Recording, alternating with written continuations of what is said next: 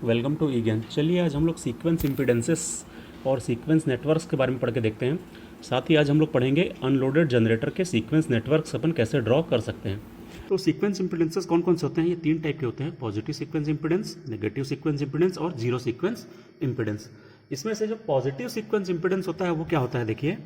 तो positive sequence impedance of any power system element is the impedance offered by it in per phase basis when only positive sequence currents are flowing through that element। इसका मतलब ये होता है कि किसी भी element का पॉजिटिव सीक्वेंस इम्पीडेंस जो होगा वो पॉजिटिव सीक्वेंस करंट्स के रास्ते में ऑफर किया गया इम्पीडेंस के बराबर होगा। मतलब जब सिर्फ पॉजिटिव सीक्वेंस करंट फ्लो हो रहे हैं उस इम्पीडेंस में से, उस समय वो एलिमेंट जितना इम्पीडेंस ऑफर करेगा वो कहलाएगा पॉजिटिव सीक्वेंस इम्पीडेंस, जिसको अपन शो करते हैं Z1 से। और इसका फॉर्मूला होता है V1 अपॉन I1, मतलब positive sequence voltage divided by positive sequence current is equal to positive sequence impedance. बिल्कुल इसी टर्म्स में अपन नेगेटिव सीक्वेंस इम्पीडेंस को कैसे डिफाइन कर सकते हैं? तो नेगेटिव सीक्वेंस इम्पीडेंस जो होता है of any power system element is the impedance offered by it in per phase basis when only negative sequence currents are flowing through that element. मतलब किसी भी एलिमेंट में से यदि सिर्फ negative sequence component of current flow हो रहा है तब वो एलिमेंट जितना इंपीडेंस ऑफर करेगा वो कहलाता है नेगेटिव सीक्वेंस इंपीडेंस। इसको अपन शो करते हैं Z2 से, और इसका फॉर्मूला होता है V2 अपॉन I2, मतलब negative sequence voltage divided by negative sequence current is equal to negative sequence impedance. Same terms में अपन डिफाइन कर सकते हैं जीरो सीक्वेंस इंपीडेंस को। वो क्या होता है? तो zero sequence impedance of any power system element is the impedance in per phase basis offered by it when only zero sequence currents are flowing through that element. मतलब किसी भी element में से जब सिर्फ जीरो सीक्वेंस करंट फ्लो होते हैं तब वो एलिमेंट कितना इंपीडेंस ऑफर करता है वो उस एलिमेंट का जीरो सीक्वेंस इंपीडेंस कहलाता है। इसको अपन Z0 से शो करते हैं, और फॉर्मूला होता है V0 अपॉन I0, मतलब zero sequence voltage divided by zero sequence current is equal to zero sequence impedance. मतलब कि जीरो सीक्वेंस करंट के रास्ते में ऑफर किया जाने वाला इंपीडेंस जीरो सीक्वेंस इंपीडेंस कहलाता है। तो अल्टीमेटली हम लोगों ने क्या कहा, एक पर्टिकुलर एलिमेंट के, कोई भी पावर सिस्टम एलिमेंट आप लीजिए, उस पावर सिस्टम एलिमेंट के तीन अलग अलग टाइप के इंपीडेंस हो सकते हैं।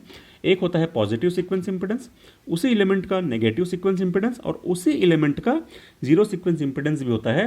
वो उस पर्टिकुलर सीक्वेंस के करंट के पाथ में जो अपोजिशन ऑफर करता है, उस पर्टिकुलर सीक्वेंस के करंट के पाथ में जो इंपीडेंस ऑफर करता है वो उस सीक्वेंस का इंपीडेंस कहलाता है, चाहे वो पॉजिटिव सीक्वेंस हो, नेगेटिव सीक्वेंस हो या जीरो सीक्वेंस हो। इसके बारे में हम और क्या बोल सकते हैं कि sequence impedances of different power system elements may और may not be same for different sequence currents. इसका मतलब है कि यदि अपन कोई पर्टिकुलर पावर सिस्टम एलिमेंट लेते हैं, कोई एक एलिमेंट, तो उसके जो डिफरेंट सीक्वेंस करंट्स के पाथ में अपोजिशन होता है वो सेम हो भी सकता है या सेम नहीं भी हो सकता है। मतलब सीक्वेंस इंपीडेंस की वैल्यू पॉजिटिव सीक्वेंस और नेगेटिव सीक्वेंस और जीरो सीक्वेंस इंपीडेंस की वैल्यू किसी पावर सिस्टम एलिमेंट के लिए सेम हो भी सकती है, और हो सकता है किसी दूसरे पावर सिस्टम एलिमेंट के लिए वो सेम न भी हो। या ये भी हो सकता है कि दो सीक्वेंस इंपीडेंसेस, मतलब पॉजिटिव और नेगेटिव सीक्वेंस इंपीडेंस की वैल्यू किसी पावर सिस्टम एलिमेंट के लिए सेम हो और जीरो सीक्वेंस इंपीडेंस की वैल्यू उसी पावर सिस्टम एलिमेंट की डिफरेंट हो। तो वही चीज़ यहाँ पे लिखी गई है कि sequence impedances of different power system elements may और may not be same for different sequence currents. इसी के साथ अपन और क्या क्या रिजल्ट इसमें निकाल सकते हैं, हम और क्या क्या बोल सकते हैं? We can say that positive sequence currents give rise to positive sequence voltages, negative sequence currents give rise to negative sequence voltages, and zero sequence currents give rise to zero sequence voltages. मतलब किसी एक particular sequence का जो current होता है वो उसी sequence के वोल्टेज के लिए रिस्पॉन्सिबल होता है। जैसे पॉजिटिव सीक्वेंस वोल्टेज के लिए रिस्पॉन्सिबल कौन है? Positive sequence current. Negative sequence current किसके लिए रिस्पॉन्सिबल है? नेगेटिव सीक्वेंस वोल्टेज के लिए। और जीरो सीक्वेंस करंट जो है वो जीरो सीक्वेंस वोल्टेज के लिए ही रिस्पॉन्सिबल होते हैं। इसका मतलब क्या है कि each sequence currents cause A voltage drop of that sequence only. मतलब एक सीक्वेंस का जो करंट होता है वो उसी सीक्वेंस के वोल्टेज ड्रॉप के लिए रिस्पॉन्सिबल होता है। Each sequence current can be considered to flow in an independent network composed of impedance of that sequence only। इसका मतलब क्या है? एक सीक्वेंस का करंट उसी सीक्वेंस के वोल्टेज के लिए रिस्पॉन्सिबल है, तो इसका मतलब हम ये कह सकते हैं कि किसी भी सीक्वेंस का करंट जो होता है अपन ये मान सकते हैं कि वो एक इंडिपेंडेंट नेटवर्क में फ्लो हो रहा है जो कि उसी सीक्वेंस के इम्पीडेंस से मिलकर बना हुआ है। मतलब एक सीक्वेंस का करंट एक ऐसे नेटवर्क में फ्लो होगा जिसमें उसी सीक्वेंस का इम्पीडेंस प्रेजेंट होगा। क्लियर है? और हम बोल सकते हैं कि in general there is no any mutual impedance between different sequence components. मतलब डिफरेंट सीक्वेंस कंपोनेंट्स के बीच में कोई भी म्यूचुअल इंपीडेंस नहीं होता है। एक पर्टिकुलर सीक्वेंस का इंपीडेंस पूरी तरह से अलग होता है और दूसरे सीक्वेंस का इंपीडेंस जो होता है वो पूरी तरह से अलग होता है। चलिए अब अपन देखते हैं सीक्वेंस नेटवर्क क्या होते हैं। तो यदि मैं डिटेल्ड में डेफिनेशन को देखूं सीक्वेंस नेटवर्क की तो क्या होगी। जैसे पॉजिटिव सीक्वेंस नेटवर्क की डेफिनेशन यदि अपन डिटेल में लिखना चाहते हैं तो क्या होगी। Positive sequence network of A power system element is the equivalent circuit of the element drawn on single phase basis. In this equivalent circuit, only positive sequence currents flowing through that element and only positive sequence voltages present in that element and positive sequence impedances present in that element are shown. मतलब क्या है कि positive sequence network एक ऐसा network होता है जिसको अपन single phase basis पे बनाते हैं और वो उस पावर सिस्टम एलिमेंट का इक्विवेलेंट सर्किट होता है। इस इक्विवेलेंट सर्किट में हम क्या क्या शो करते हैं। तो उस इक्विवेलेंट सर्किट में अपन सिर्फ पॉजिटिव सीक्वेंस करंट जो उस एलिमेंट से फ्लो हो रहे हैं, सिर्फ पॉजिटिव सीक्वेंस वोल्टेजेस जो उस एलिमेंट में प्रेजेंट हैं और सिर्फ पॉजिटिव सीक्वेंस इंपीडेंसेस जो उस एलिमेंट में प्रेजेंट हैं उसी को हम शो करते हैं। इन शॉर्ट यदि हम बोलना चाहें तो जो सीक्वेंस नेटवर्क होते हैं वो उस पर्टिकुलर सीक्वेंस के करंट का पाथ होते हैं। मतलब यदि मैं पॉजिटिव सीक्वेंस नेटवर्क की बात करूं तो पॉजिटिव सीक्वेंस करंट का जो पाथ होता है वो पॉजिटिव सीक्वेंस नेटवर्क कहलाता है। बिल्कुल वैसे यदि मैं नेगेटिव सीक्वेंस नेटवर्क की बात करूं तो path for negative sequence current is known as negative sequence network. और बिल्कुल उसी वे में हम जीरो सीक्वेंस नेटवर्क की बात करते हैं तो जीरो सीक्वेंस नेटवर्क जो होते हैं वो path for zero sequence currents कह सकते हैं अपन। क्लियर? और डिटेल वे में यदि हम जाना चाहें तो इस प्रकार से अपन बोल सकते हैं डिटेल्ड डेफिनेशन कि सीक्वेंस नेटवर्क क्या होते हैं। क्योंकि किसी पर्टिकुलर सीक्वेंस नेटवर्क में यदि हम पॉजिटिव सीक्वेंस नेटवर्क की बात करते हैं तो उसमें सिर्फ पॉजिटिव सीक्वेंस करंट होते हैं, सिर्फ पॉजिटिव सीक्वेंस वोल्टेज होते हैं और सिर्फ पॉजिटिव सीक्वेंस करंट्स होते हैं। इस पर्टिकुलर नेटवर्क में नेगेटिव सीक्वेंस करंट वोल्टेज या इंपीडेंस प्रेजेंट नहीं होता है। बिल्कुल वैसे ही जीरो सीक्वेंस के वोल्टेज करंट या इंपीडेंस प्रेजेंट नहीं होते हैं। इसीलिए हम ये बोलते हैं कि there is no any mutual impedance between different sequence components.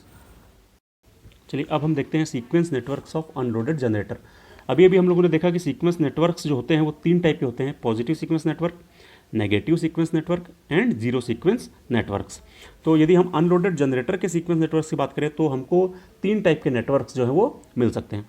और एक्चुअली में हम ये सारी स्टडी क्यों करते हैं, ताकि हम असिमेट्रिकल फॉल्ट्स की एनालिसिस आसानी से कर सकें। क्योंकि असिमेट्रिकल फॉल्ट्स के केस में अनबैलेंस करंट्स फ्लो होते हैं और उन अनबैलेंस करंट्स का जो एनालिसिस होता है वो काफ़ी टीडियस होता है और लेंदी होता है। तो उसको थोड़ा ईजी करने के लिए हम उसको सीक्वेंस कंपोनेंट्स के फॉर्म में रिजॉल्व कर लेते हैं और एक नेटवर्क को अपन तीन सीक्वेंस नेटवर्क्स के रूप में रिजॉल्व करके उसको सॉल्व करते हैं।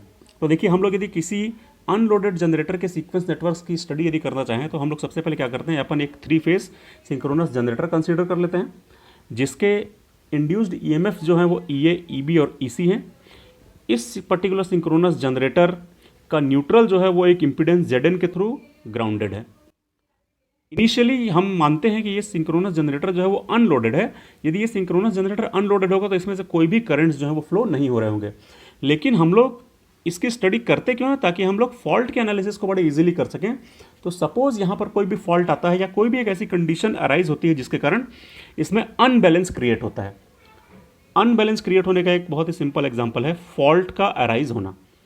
इसीलिए हम बोलते हैं कि हम फॉल्ट की स्टडी इसमें कर रहे हैं। तो suppose due to any reason इस पूरे सर्किट में कोई भी अनबैलेंस की कंडीशन अराइज होती है। जब अनबैलेंस की कंडीशन अराइज होती है तब उसमें ये करंट्स जो है वो फ्लो होना स्टार्ट हो जाते हैं, जो कि अनबैलेंस करंट्स हैं, आईए, आईबी और आईसी।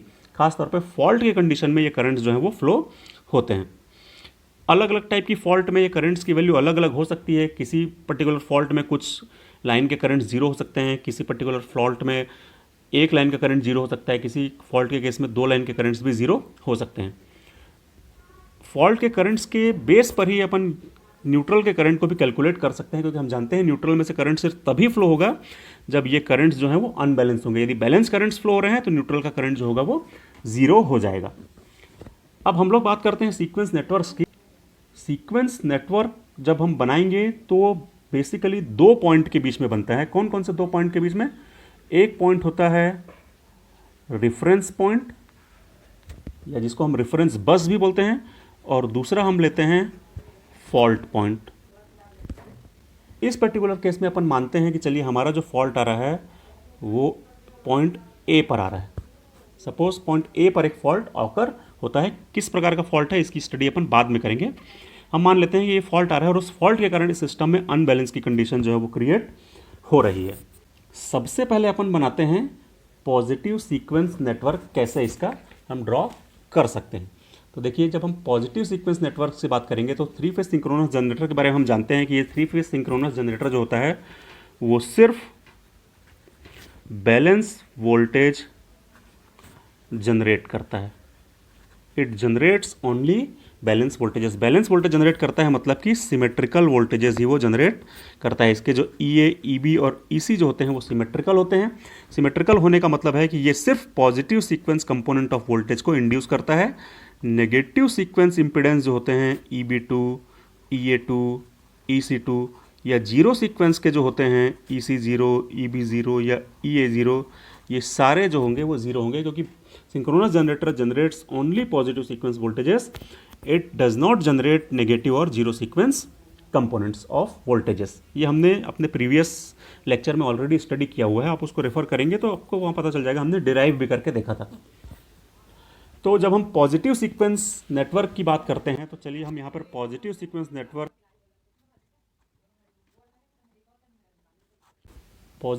नेटवर्क यदि हम ड्रॉ करते हैं तो पॉजिटिव सीक्वेंस नेटवर्क में सबसे पहली चीज़ तो क्या होगी कि सिर्फ पॉजिटिव सीक्वेंस वोल्टेजेस इसमें इंड्यूस होते हैं। ठीक है, तो जो पॉजिटिव सीक्वेंस वोल्टेजेस इंड्यूस होंगे वो कौन कौन से होंगे, वो होंगे ई ए वन, ई बी वन और ई सी वन। तो यहाँ पर अपन नोट कर लेते हैं, वोल्टेज हो जाएगा ई ए वन, ई बी वन, ई सी वन। ये वाले हमारी लाइन हो गई ए, ये बी और ये सी। ठीक है, ए बी और सी ये लाइन हो गई हम लोगों की।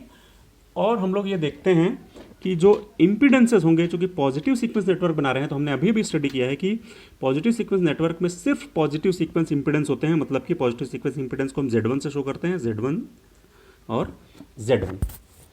जो करंट्स फ्लो होंगे वो कौन से होंगे, वो सिर्फ पॉजिटिव सीक्वेंस करंट्स फ्लो होंगे, मतलब IA1, IB1 एंड IC।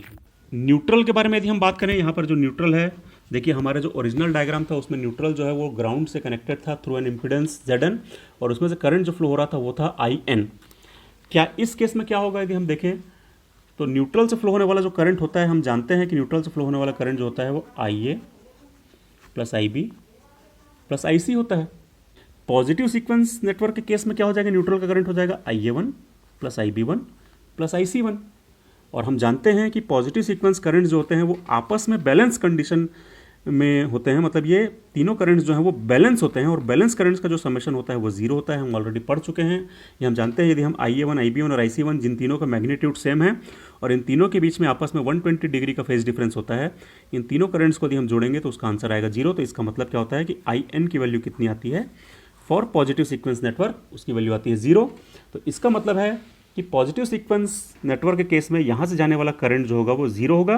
तो इसलिए जब यहाँ से जाने वाला करंट क्योंकि जीरो है, इसलिए हमको इस पूरे नेटवर्क को बनाने की या न्यूट्रल के ग्राउंड से कनेक्शन को बनाने की ज़रूरत नहीं है। या हम ये भी बोल सकते हैं कि न्यूट्रल और ग्राउंड का पोटेंशियल सेम हो जाएगा, क्योंकि यहाँ पर कोई भी वोल्टेज ड्रॉप नहीं होगा, क्योंकि ये करंट की वैल्यू जीरो है, मतलब यहाँ पर होने वाला वोल्टेज ड्रॉप भी जीरो है, यहाँ पर होने वाला वोल्टेज ड्रॉप यदि जीरो है तो इसका मतलब है न्यूट्रल और ग्राउंड का पोटेंशियल सेम होगा। तो इसलिए हम लोग यहाँ पर न्यूट्रल का ग्राउंड से कोई भी कनेक्शन ड्रॉ नहीं करते हैं, क्योंकि दोनों का पोटेंशियल तो सेम हो गया है, तो हम न्यूट्रल और ग्राउंड को सेम मान सकते हैं।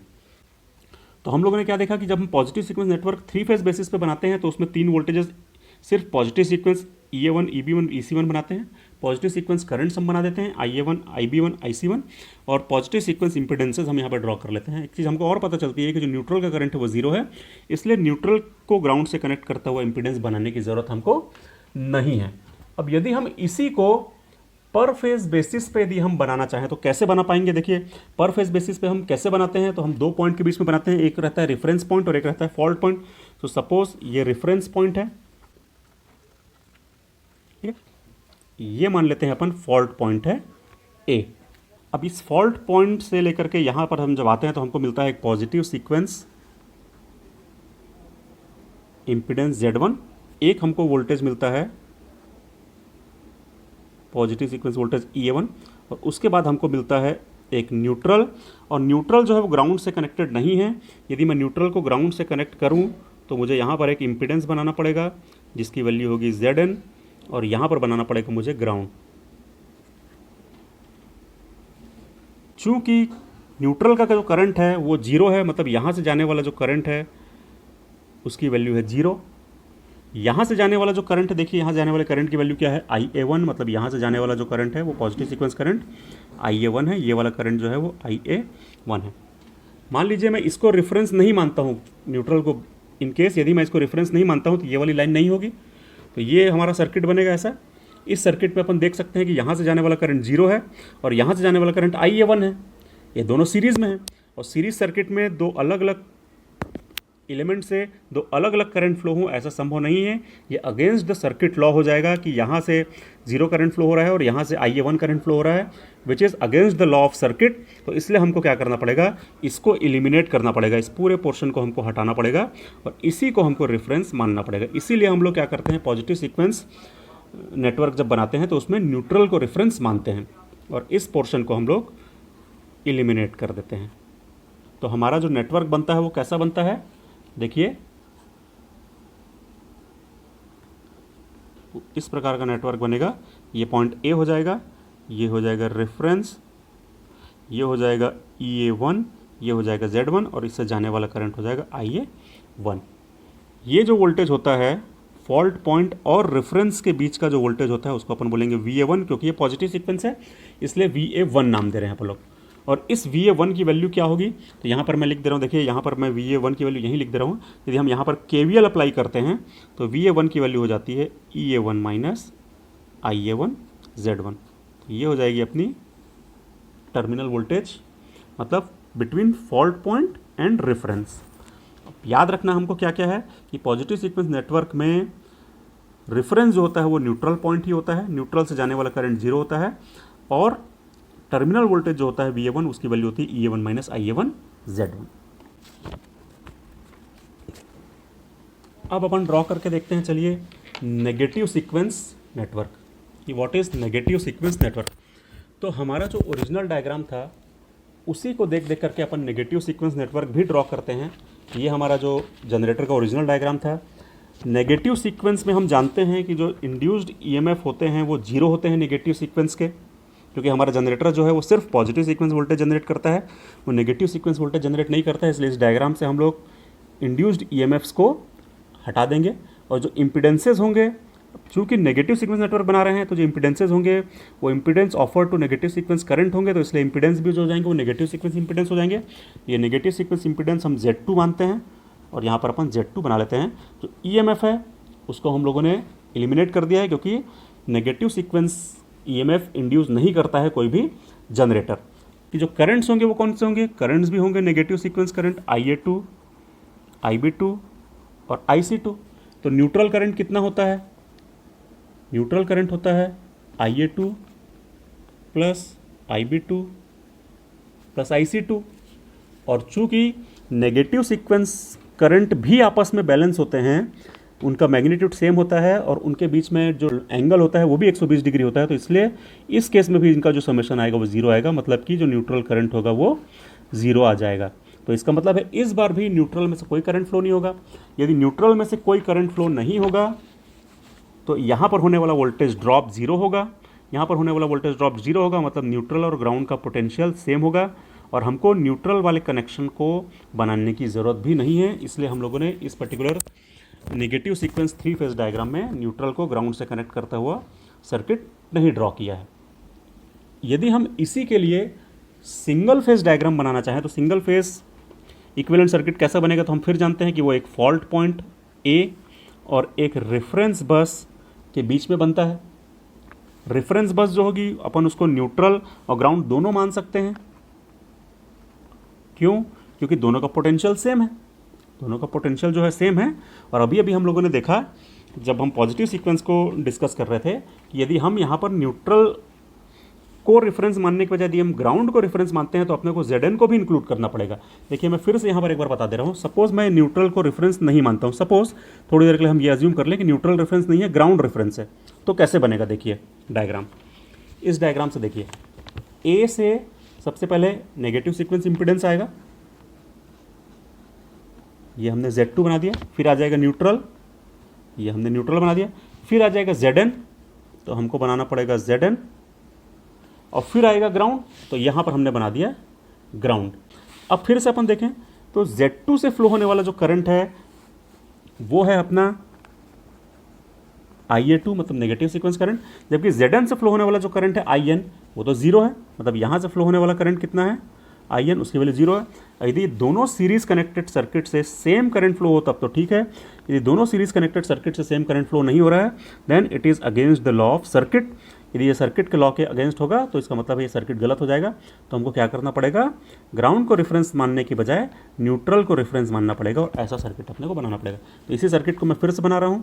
देखिए ये फॉल्ट पॉइंट ए है, यहाँ से हमने ये ड्रॉ किया, ये हो गया हमारा नेगेटिव सीक्वेंस इम्पिडेंस Z2, ये हो गया अपना न्यूट्रल, और इसी को अपन मान लेंगे रेफरेंस, और ये हो जाएगा न्यूट्रल।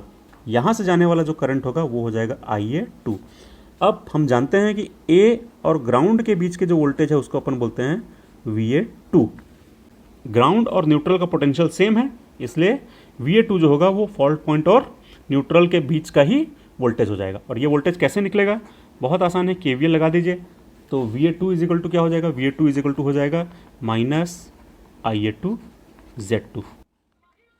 तो आई होप आप लोगों को ये क्लियर हो गया होगा कि नेगेटिव सीक्वेंस नेटवर्क में भी हम लोग न्यूट्रल को ही रेफरेंस बस मानते हैं, और फॉल्ट पॉइंट और रेफरेंस के बीच का जो वोल्टेज VA2 आता है वो इस बार आता है माइनस IA2 Z2। ये हो गया अपना नेगेटिव सीक्वेंस नेटवर्क। अब अपन बनाते हैं चलिए जीरो सीक्वेंस नेटवर्क। ये हमने जीरो सीक्वेंस नेटवर्क ड्रॉ किया है। देखिए ये हमारा ओरिजिनल डायग्राम था। ओरिजिनल डायग्राम से जब हम जीरो सीक्वेंस नेटवर्क ड्रॉ करना चाहते हैं तो जीरो सीक्वेंस नेटवर्क में जो करंट फ्लो होंगे वो जीरो सीक्वेंस करंट फ्लो होंगे। तो यहाँ पर हम जो करंट बनाएंगे वो जीरो सीक्वेंस करंट को ड्रॉ करें, IA0, IB0 और IC0, ठीक है। उसके बाद जो इम्पिडेंसेज होंगे ये भी जीरो सीक्वेंस इम्पिडेंस होंगे। सपोज इस बार मैं उस इम्पिडेंस को मान रहा हूँ ZG0, ZG0 और ZG0। इस बार मैंने Z0 नहीं माना है। ZG0 क्यों माना है अभी आगे चल करके हमको समझ में आ जाएगा, जैसे हम इसकी स्टडी करेंगे तो इसका एनालिसिस जब हम करेंगे तो पता चल जाएगा, ठीक है। उसके बाद आता है वोल्टेज। तो हम जानते हैं कि जनरेटर जो है वो सिर्फ पॉजिटिव सीक्वेंस वोल्टेजेस जनरेट करता है, नेगेटिव और जीरो सीक्वेंस वोल्टेज जनरेट नहीं करता है। चूंकि वो जीरो सीक्वेंस वोल्टेज को जनरेट नहीं कर रहा है इसलिए हमने यहाँ पर जीरो सीक्वेंस वोल्टेजेस ड्रॉ नहीं किए हुए हैं। तीसरी चीज़ न्यूट्रल का करंट, क्योंकि हर बार हम न्यूट्रल के कनेक्शन को बनाना है नहीं बनाना है ये देखते हैं। तो न्यूट्रल का जो करंट होगा वो क्या क्या होगा, यदि हम यहाँ पर किरचॉफ्स करंट लॉ लगाएं तो ये तीनों आउटगोइंग करंट हैं, IA0 plus IB0 plus IC0।